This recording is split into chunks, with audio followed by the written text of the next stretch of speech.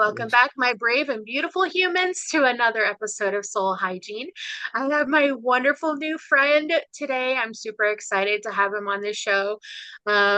He finally had some time amongst his busy schedule and everything he's been going through. So I'm so excited he put aside some time for us today. Mr. Aaron is here, and we're just going to discuss a little bit about what he's been going through in life. And he has really come up with some great tools to help other people. And he's very mindful and very soulful. So he fits right in with our soul hygiene dynamic here. So I'm so excited, and I'm going to let him tell you a little bit about himself, his background, and then we're just going to see where we go with the conversation. So happy to have you here, Mr. Aaron. Thank you so much for joining us.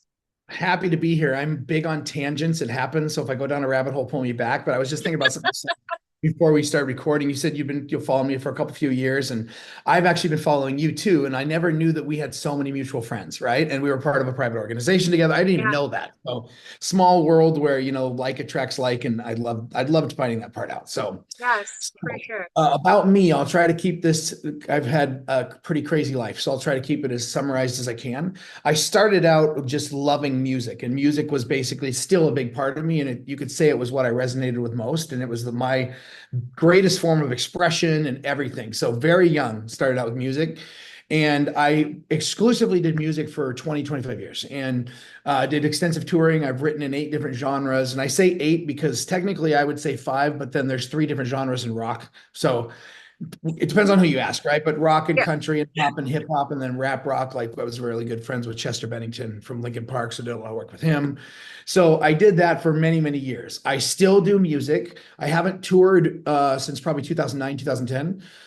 Sounds weird. That's like 14 years ago. Am I I right? know. 14? I know. Yeah. Yes. Seems like just yesterday, right? But I do have a new album that I'm going to be putting out next year. So it's called Awakening. You and I should have a talk about that too, because it's Yes, about I'd the love journey to. I've been on, right? So I segued out of music for a little bit there and got into health and fitness, and I built some gyms, created a transformation program that's all over the world right now. There's iterations of it everywhere now, but it's basically a 6-week challenge. So a lot of gyms are doing iterations of what I originally created, and then my original program is all over the place still. And I say transformation program because it's not a weight loss program; it's a transformation program, and people figure that out once they get into it. So hit some home runs in both the entertainment industry, music, and in health and fitness. And then I really got into business advisory. I just love building businesses. I'm called a startup junkie now, meaning not the rock and roll day junkies, but startups. I love startups. I love chaos, or what people call chaos. I can just see the Right. whole tapestry or the whole puzzle, and I find joy in helping other people put the pieces of the puzzle together. So I've also been speaking since I was 17 years old. First time I had a speaking engagement was when I was 17. So I do internationally speak on men's health, on mindset, on spirituality, on manifestation. Working on my first book. I'm a partner in a venture studio where we build companies to empower humanity and the planet. Um, and I have a new technology company actually that's coming out with a new streaming platform that is based on fair exchange so artists can actually make money and have a legacy with their art. So Wow. that's coming too, but I'll stop there because I know there's a lot to unpack and everybody's like going, what the heck is this guy talking about? So we can No, pause there. I no, that's awesome. I like that you're always busy. Um, Yeah. Yeah. I I made a post yesterday about sometimes being too busy is a trauma response. And Yeah, for me, yes. it used to be. Now it's kind of my responsibility to be very busy. But I find joy in that. It does keep me elevated. And when I'm busy helping people, I don't think so much of my pain and about what I'm going through. And if it's a trauma response, it's a coping mechanism, and it gets us through the day, right? So that's okay. One of the things I've been speaking on a lot, and I spoke on a lot last year too, is that it seems like I do a lot of stuff, and I have like 3 different companies that I'm building, and I also have a movement that I've started around the trauma that I've been dealing with. Yet what I've learned over the last probably 7 years is I don't spin a bunch of plates anymore. Everything's on one plate. So when I work on one project, I'm working on all the projects. I've understood the connection and everything, so I'm really not Mhm. splitting my focus anymore. And all of the relationships kind of overlap, and all the projects end up overlapping because it's about relationships. It's not transactional anymore. So they like, oh, you're doing that. Hey, I know somebody who wants help with that. Or, oh, you're doing that. Hey, come over and do this. Right. So it's turned into this just, I don't know, just kind of machine where it's this flow, right? Of in the giving you receive rather than how we're brought up give and take or give to get. It's truly in the giving and receive. And when you do it that way, it's abundant. And you like literally, yeah, I turn down more than I say yes to, as far as engagements goes now. So yeah. Definitely, I can definitely learn from you for sure. So, I know that you've been going through some things this last year. Um, Yeah. and I know we were going to say, well, let's talk about it. I know there's some things you can't talk about because it's still an ongoing process, but I find what you do share is so helpful, especially to men who may be going through some sort of custody issue, right? Yeah. So I'd love for you to share anything that you've learned, your thoughts, what you feel, I know you can't share everything, so that's okay. But just I find like you have a lot of wisdom and it really clicks with you right away. You know yourself, you know what you're going through, and you've learned so much. So I'd love for you to share kind of that process with us. Well, one thing is rein me in if I go too long because the more I heal and grow, the longer this story becomes because it goes further back into my past, right? So let me go back a little ways with this and then I'll add in some other stuff because everything I do in my life, I seek personal responsibility. Okay. So Mhm. foundationally, and people even know this because they've seen me speak on this 3, 4, 5 years ago, that I truly know that life happens for me. It never happens to me. Right. So Yeah. even when I was told that I was a victim of domestic violence and intimate partner violence, I immediately said, I said, okay, well, I wasn't aware of it. So I'm okay with you saying I was victimized, but I'm not a victim because I made the choice Okay. not to be a victim anymore, right? But I had to understand that I was victimized, which meant I didn't know what was going on. Okay. So I'll go way back in the past because I've really looked into every school of thought to figure out why I did what I did. I really believe that we create our entire life. We draw in everything for our growth, for our elevation, for whatever, to reach us higher, grow us deeper, whichever direction you want to call it, right? To expand us. So um, I met my children's mom first, and let me preface this. And if you see any of my videos online too, and any of my posts, I have nothing against her. I'm not angry with her. I don't hate her. I'm not mad at her. I wish her the best. I want her to grow. I want her to thrive. Right. So this is about my internal journey and my growth, not about bashing her in any way, shape, or form. And that's one of the things that I'm been working on helping other men who are and women actually who are going through the stuff that I've gone through. So anyway, now to go into what I've gone through, now that I laid that framework. So when I met her, um, we got together and we were together for let me think. So 2013 to 2000 end of 2016.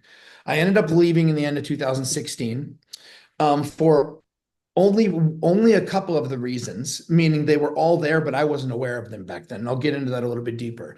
Then, so we split end of 2016, filed for divorce 2017, and the divorce took about a year in California to be done. So February 2018 is when it was finalized. Okay. Now I went to therapy, which I'm I've always I used to be opposed to traditional therapy. I'm not anymore, right? Because I utilized it as a school of thought to understand what was going on with me, and then I utilized other schools of thought to see it from a different angle. And I didn't take it as the all being, all knowing one way to do things anymore. So back in 2017, I went for a year to a therapist, and I was told that I can't get back together with her unless we get into therapy together and she gets into therapy on her own. Okay. And I'll tell you why in a second. So I didn't hold that boundary. And I'm telling you this for a very important reason. We got back together in 2019. Okay. 2021, around my birthday, I decided I didn't want to be with her again. I needed to leave. And I'll talk about the health issues that led up to that too. Got a therapist again. Same stuff. You need to get in therapy with each other. She needs to be in therapy for herself.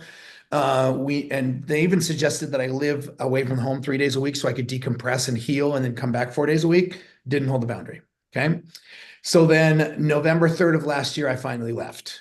Now, going back to when I said I left the first time, I didn't know all the different levels of what's called intimate partner violence, which is domestic violence between intimate partners, right? I didn't know all the levels. I, like a lot of people, only thought domestic violence was physical harm. Okay. And yes, the physical harm was there, and that's the one that I was aware of, but there was a lot of psychological stuff too. And what I learned later was called gaslighting and that kind of stuff, right? So I left because of that. And then we got back together. It seemed like she had grown, everything was fine and stuff, but I've learned that she really wasn't. And again, it's not downing on her. It's just really becoming aware and seeing what was truly happening. Right. And so between February 7th and November 3rd of 2023, she hit me 17 times. And besides that, there was massive other kinds of abuse to the point where I would ask her to hit me. Like, why don't you just hit me? And the reason I would ask that is because it would reset her a little bit, right? And it was less harmful than the psychological stuff was, right? And so when I finally left, I needed to leave anyway. I was getting ready to go out of town to some events down in Miami where I was speaking. There's this thing called Art Basel every year. And so I was leaving anyway on that Monday, but I left on Friday the 3rd. Okay. Now, leading up, this is important to understand how it built and built and built. Leading up to it, oh God, so many things come full circle.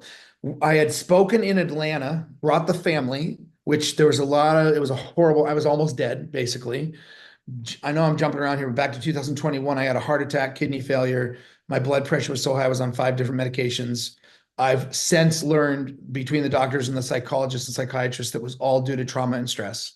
It's not disease, it was called acute stress. So we went to this event and I spoke at this event, and it was actually in October last year. And that week led into November 3rd. My service dog died Wednesday the 1st, okay, who I'd had for 15 years. And then in that week, she assaulted me 6, 7 times that I can remember. Now, I also learned this, that the difference between assault and battery. I thought assault meant they hit you. Now, that just means the threat of being hit. I didn't know that, right? So when I say it, it was literally coming across the room with rage and fist clenched and stuff. So then Friday, that final Friday night, when she hit me that night, I left. So I left and I actually went down to Naples on the way down to Miami where some friends were, some business associates, and they, had me stay in their house a little bit. And I told them what was going on, and they said, you can't go back. You got to do something this time. You got to do something right. And like, when you're supposed to go home? Like, well, I have at least 2 weeks before I'm supposed to be back, but then I have the beginning of December again. So being away for 2 weeks and my friends around me, I ended up getting an attorney and a therapist by November 15th. And I committed to doing whatever I had to do to leave this relationship. Now, the horror of this for me was I was a full-time dad. Besides of all the other things I do, I literally was a work from home dad since they were born, homeschooled my children, made them breakfast, had lunch with them. I was a 24-hour a day father. So I'm not faulting fathers who don't do that, but I love for people to understand just how much time I spent with my kids. So when I wasn't able to see them anymore, it was extremely traumatic, right? Yes. So I ended up not, I'm going to zoom ahead. I ended up not seeing my children for 317 days, not seeing them, not being able to talk to them, not hear any updates about them, nothing. Being blocked on all social media. My parents were blocked on November 15th. Couldn't even deliver them Christmas presents, let alone see them open their Christmas presents, which I know you saw a video of me today giving my son one of his Christmas presents from 2023. Like, and he opened, he's like, and so he's like, how did you know? It was so funny what he said. So that was joy for me. I'm seeing my kids again after 317 days. Now, in that process, though, I literally thought I was going to die for just like November, December, January, part of February. I thought it was over. I didn't have any motivation. I didn't have any hope. And the crazy part is, and I know you'll understand this, and I'm guessing some of your listeners was, I was in full witness mode. I could see what was going on from my soul's perspective, but I couldn't do anything about it. You follow me? Like, and I've even taught people for 20, 30 years on from that awareness, that witness mode, and then being able to change habits and stuff. But I literally, all I could do is like watch a movie of myself and my ego playing out, right? And I couldn't do anything. I couldn't turn to music. I thought, well, maybe if I stay on the beach at the ocean in a nice condo, maybe I'll feel better. I kept the curtains drawn because it made me mad because I think about the kids. I wanted to break my guitar or throw it off the balcony. Like literally, it was horrible, horrible, horrible, horrible. Um, And so much happened during that period of time. And the reason, and I know I'm going long here, but Fine. I went from hopeless to hopeful with this. And I talk to so many people right now, um,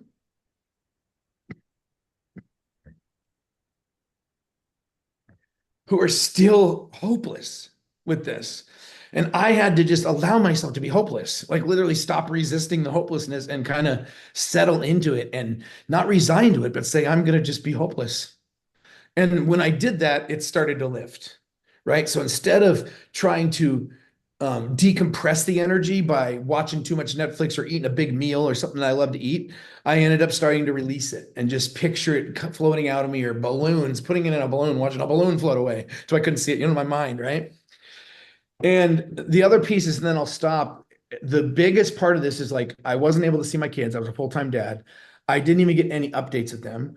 When I did, because I was afraid of my children's mother for a while, um, not only that she would continue to abuse me, but also all the fears that men have that she's going to flip the script and she's going to call the police and I'm going to get in trouble. So what I did was every time I went to try to see my children, I called the police and had them come with me and do what's called a standby assurance of peace. They're the ones I didn't even go on the property, even though it was my home that I was paying for and everything, which I still do, right? I didn't even go on the property. I let them do it, right? So I made sure to keep those boundaries.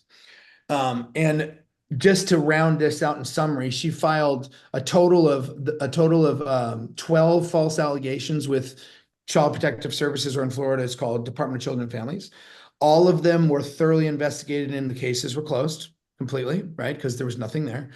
Then in July, I went over to the house to try to see the kids again and get some of my stuff. I went with the sheriff and two private investigators this time.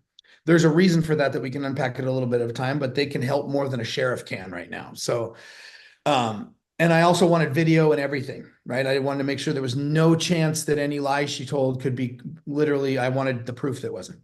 So she ended up filing a domestic violence injunction that day, filed new allegations with DCF that day.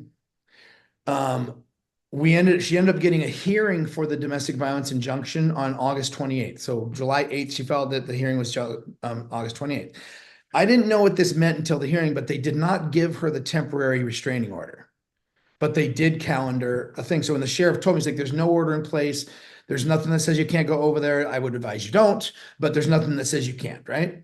So when we went to court for the hearing on the 28th, I had found out that she tried to file domestic violence injunctions 3 other times when I'd gone over there with the sheriff, not by myself. They had denied her those 3 times.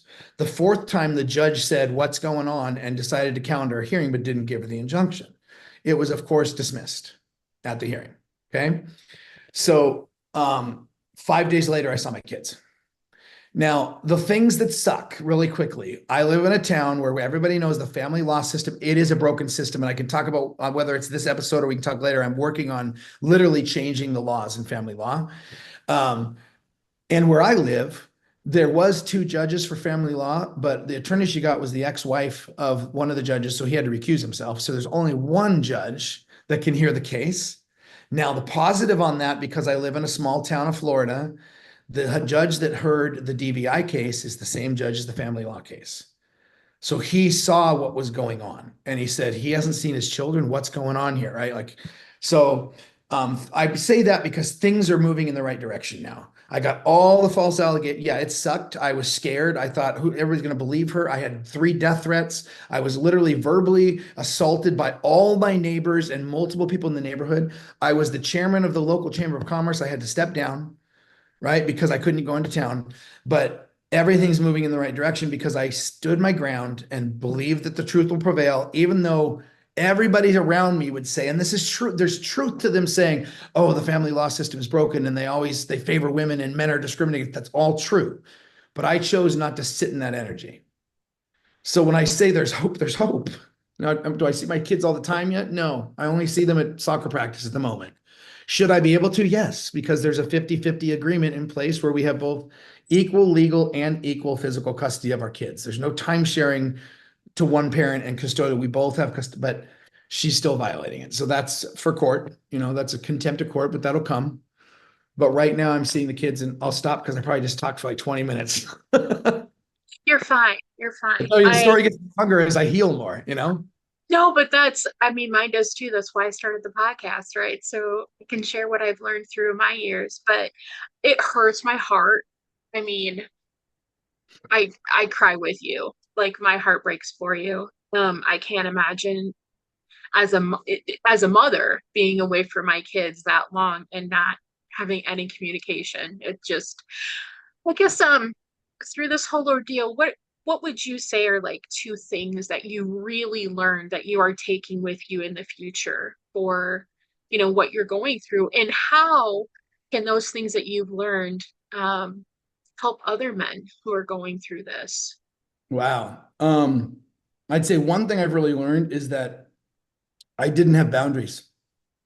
And I need to learn to assert boundaries because although it never got as horrific in other areas of my life in business and friendships, I've been able to reflect back on certain relationships and realize that I didn't have boundaries, that I can take the responsibility for what I created that caused the breakdown of the relationship, right? So it's not blaming them anymore. I'm like literally accountable to what I did. I'm like, oh, wow. You know what I mean? And it's not the same as like, well, if he wouldn't have done this, I wouldn't, or she wouldn't. It's not that. It's like, oh, if I wouldn't have done that, oh my gosh. You know what I mean? If I would have known this. So that's been a big thing for me. And I've studied the brain extensively, right? When I've done mindset work and I've studied neural pathways, I understand how they were carved.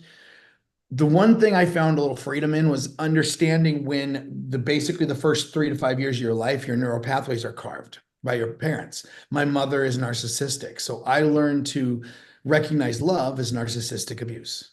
And that's what I recreated in every relationship to an elevated, worse and worse level until I finally learned the lesson, you could say. So that tied with a lot of men I talk to, and even women I talk to. They're the parent who is doing the parental alienation and keeping the kids from them and filing false allegations and stuff, because that's very, very common. Only 15% or 15 to 18% of allegations that are filed are actually true. The rest are all false, right? That's a statistic, right? I find that they're in a victim mode, and I have to tell them like, look, I understand what he or she is doing and all the things they're doing, but you're actually keeping this problem in place just as much by being a victim and complaining about them and making them wrong and not working on yourself. And life literally changes when you start to look at yourself and fix yourself. I love that you said that. I'm gonna interject real quick because the first things that I always tell people about soul hygiene is first you have to have self-reflection. No matter who has done what to you, or if you yourself have made yourself a victim. We have a lot of self-made victims in this generation, but there are true victims. Yeah. But even if you are a true victim, you have to have self-reflection. And the first thing you need to do is take accountability. I I always interject that when people like you say that because it's so true. You cannot continually blame everybody else, even if they are to blame. Let it be on them. Yeah. Yep. Take your accountability for whatever it is that your role played. For me, it was 25 years of not being able to leave. I was kind of in the same situation. I didn't know what to do, how to leave. And I repeated the cycle multiple times because I didn't know anything else. And then you come to this precipice where you're like, okay, I really need to like look at this and figure things out. And boundaries was a big thing for me as well. It Yeah. really was. But I love that you said that because the blame game is too much, right? And I love also that you're not bringing her up and villainizing her. Yeah. She has taken this rule on herself, but you are letting life work for you, right? That's the phrase where Yeah. just you're realizing things, you're realizing what you need to do. And I think that's what I've seen through all your stories, like especially this last year, was every time you have something new that you've learned and you're trying to tell other people. And, I love that. There may be a man who in a year or two is going through the same thing, is going to be like, hey, I know what Aaron went through and I Mhm. can do this too. Just that encouragement, right? So how have you started an organization or nonprofit? I know you're pretty good at that. For Yeah. for helping for helping other men or parents. Yes. So I'll tell you a couple things that we're doing. I started what I'm calling the Empower Men movement. And the one thing I want to say is it's empowermenmovement.com. Whether you go to the Facebook group or you go to the homepage, I would recommend people read the manifesto. And the reason being is empowering men is just where I'm entering in right now into the world to empower everybody. This organization is really about empowering women, grandparents, children, everybody. It's not just about empowering men. It's not about anything divisive. It's about bringing together, right? It's about helping people understand how most of the time people tear apart and analyze stuff, but they don't synthesize and bring it back together. So just reading one of the pieces of the manifesto is number 9, which says, we stand for the future. We envision a future where men no longer suffer in silence, where the paradigms of man up and men are replaced with messages of empowerment, balance, and healing. We see a world where men and women stand side by side, each fully empowered, each fully recognized for their unique strengths and contributions. So it's not just about men. And I firmly believe for men to be empowered, they need women. They also need to understand the balance of the feminine and the masculine in them, right? And we've been taught not to be feminine. You know what I mean? And I always joke, I'm a girly man, you know what I mean? I cry, I'm an artist. I cry, you know what I mean? Whatever it is, right? But I've always embraced that part of me and that empathetic side of me. So I started that for people who've gone through intimate partner violence, as well as having a narcissistic co-parent or a mate or something, whether they're with them or not. We actually have another organization through one of my partners called Courageous Couples. So if people are wanting to reunite, we have a path for them to go that way. And then I've partnered up with Americans for Judicial Accountability. And what we're doing is changing the laws in family law. And they've already done it in Texas and many other states where there's 2 laws that they've had gotten passed, and we're working on getting them passed in Florida now. One of them is called Time Taken, Time Back. And it's for those who have been alienated from their children. When it's finally all said and done and goes to court, they get the time back they lost before they have to start time sharing again. Okay. So it gives them the chance to reconnect with their children and reestablish that relationship. The second one, which is really interesting, and I know every time I talk about this, I get a lot of people coming at me. Parental alienation, keeping the child from a parent, uh, and custodial interference. So that's when there's an actual custody agreement. They keep the child from a parent. Doesn't matter if there's a custodial agreement or not, is a felony. Okay. It's not a civil matter. I don't know if I'm going to get this right. The modus operandi, I just learned that word a few years ago or a few months ago, where meaning the normal way of doing it is the family law courts say to the sheriff's department or the police, say, tell them it's a civil matter and push it back to the court system. But actually, when you look at the penal code, it is a felony.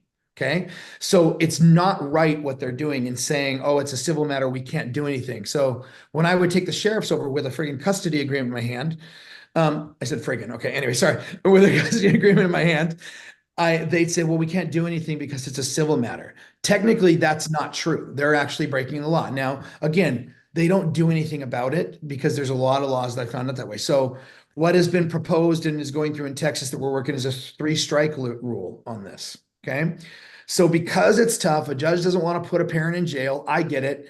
I just want people to heal. I just want people to I would rather than mandate therapy and the state paid for it, like whatever, because there's so many excuses why people don't go to therapy, right?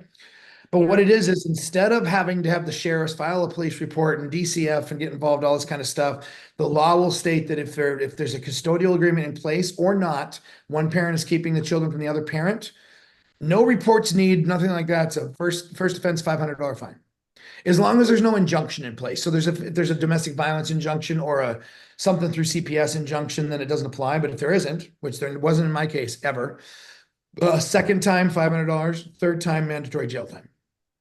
So that law is going through right now in Texas and in other states, and I've partnered up with them. It started out as Texans for Judicial Accountability, now it's Americans for Judicial Accountability, and we're going to go state by state and knock on the legislature's doors and get the family law system fixed. I am, my heart does break for you, but I'm so, so proud of you. And I hope that you're proud of you too, because There's there are so many lives, Aaron, that are going to be changed by what you're going through. And I know, I know it's heartbreaking. I I know don't it want is. anybody to have to go through this again. And I want I people know. who are going through it or have gone through it, I want them to heal and choose to heal. Right. Yeah. We always talk on this show about victim to victorious. And you Mm. choose not to be a victim. I choose not to be a victim. That's how we change lives. We Yeah. choose not to be victims and we choose to take our stories to help other people. And I'm so, so proud of you. I am blessed to be your friend. I cannot wait for you to have you back on the show to like tell us how all these things are going and to tell us that things are better for you and your kids, you know? Mm. So I'm gonna end this show there because I kind of have tears in my eyes. I'm gonna look like a raccoon in a second, but um yeah, you're just such a blessing to the world and I appreciate you. I had one thought. Yes, yes. You were talking about victim to victorious. The way I like to say it when I meet people is like I'm a survivor. First they were victim, now I'm a survivor. Yep. I'm like, that's a false identity too. Let's get you to being a thriver. So go from a That's survivor to survivor and get let go of the survivor mentality even, you yes, know? that is so funny. Not funny, but we have so much in common because I also have three tiers: victim, survivor, and champion. Nice. And I feel like I'm in that champion mode now where I'm not a survivor. Mm. I'm ready to help other people, you know? Yeah. So that's, you know, there are you don't want to live in survivor mode. It's great that you are, but you don't want to Yeah, live there's there. nothing wrong with it. Let's It's just no, it's not at all. it's a Not at stopping all. point along the way. You don't have to stay Yes, for sure. there. I'm so excited to have you on some future episodes and just keep us up to date with how Yeah. you're doing. How would people reach out to you to get to know you or just to be a part of what you're doing? So empowermenmovement.com, whether it's on the website or the socials, and then for me, it's Aaron Ellis official across all the socials. Okay, It's easy to wonderful. find me. And we'll definitely get all your information, put it in the bio so people can reach out to you. But I really do appreciate you, and I know everything is going to work out. You're Yeah. strong, you're courageous, and you know all those words. But more importantly, you know who you are, and you know what you're made for. So, and you're just a blessing. Thank you, everyone, for joining us for another episode of Soul Hygiene. We will see you later.